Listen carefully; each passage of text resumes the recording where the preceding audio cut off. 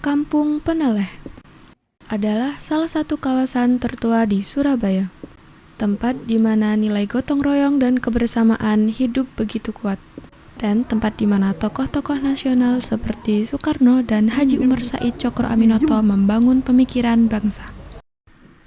Tapi hari ini, di tengah kota yang makin sibuk, nilai-nilai itu mulai terasa jauh. Karena itu, lewat perjalanan singkat ini, kami ingin melihat seperti apa warisan budaya Peneleh bertahan dan apa saja kearifan lokal yang masih dijaga warganya. Tempat pertama, Sumur Jobong. Sumur Jobong adalah sumur kuno peninggalan era Majapahit yang terbuat dari susunan batu bata tanah liat bakar. Jobong adalah wujud kreativitas masyarakat Majapahit dalam pengembangan sarana keairan untuk mengatasi masalah kekurangan air. Air tersebut digunakan untuk kebutuhan rumah tangga sehari-hari, ritual keagamaan, dan menyirami tanaman. Sekarang, Sumur Jobong telah menjadi situs cagar budaya.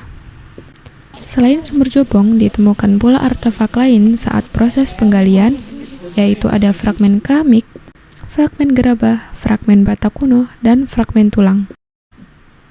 Kami mewawancarai salah satu warga sekitar Sumur Jobong untuk menanyakan apa tradisi khas yang masih ada dari dulu hingga sekarang.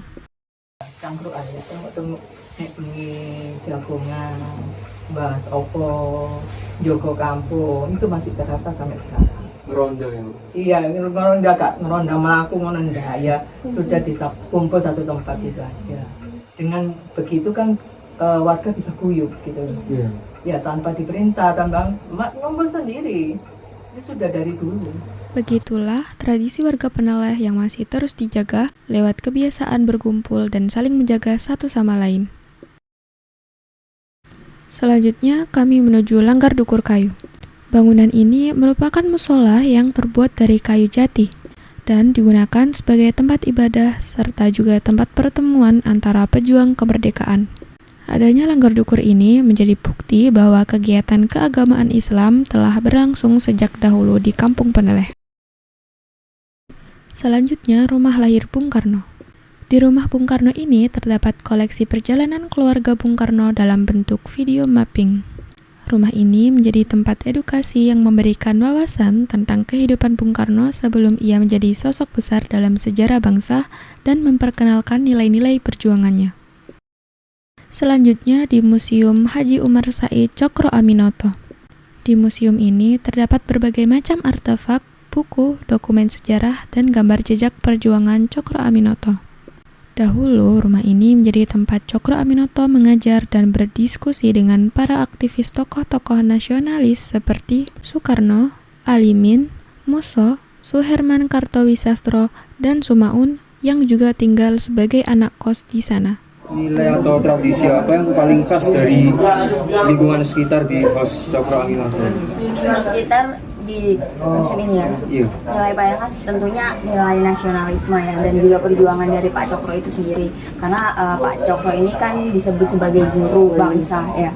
Dari Pak Cokro itu melahirkan banyak pejuang-pejuang lain, meskipun ideologinya berbeda-beda ya.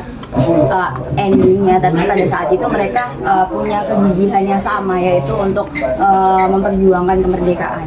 Nah, nilai ini historis dari Pak Cokro itu sendiri, dan tadi sempat aku sebutin juga. Dan terus di sini kan selain Pak Cokro itu banyak pejuang-pejuang lain yang emang aktif datang ke sini untuk melakukan diskusi dengan Pak Cokro, dan dari situ kita bisa refleksi dan juga mencontoh lah tindakan mereka yang aktif pada saat itu kan pasti keterbatasan ilmu sekali ya, tapi mereka tetap kekeh untuk untuk bisa belajar dan berjuang untuk. Dari Sumur Jobong, Langgar Dukur Kayu, rumah kelahiran Bung Karno, hingga Museum Haji Umar Said Tjokroaminoto, Kampung Peneleh menyimpan perjalanan yang penting bagi sejarah Indonesia.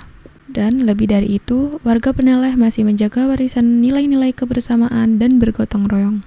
Perjalanan ini membuat kami sadar bahwa sejarah tidak hanya tersimpan di museum, tapi hidup dalam langkah masyarakat yang terus menjaga, merawat, dan meneruskan nilai-nilai sejarah ke generasi selanjutnya. Di sini, Kampung Peneleh, Surabaya, sebuah tempat kecil dengan kisah yang besar.